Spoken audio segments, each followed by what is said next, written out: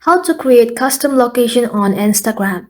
Let's jump into the step by launching Instagram application on your mobile device.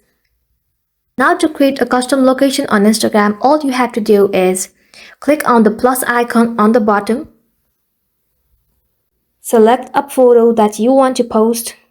Select next. And then you'll be asked to write a caption. Just write anything you prefer. And then below, you'll find add location. Tap on it. Just make sure that you turn on your location service.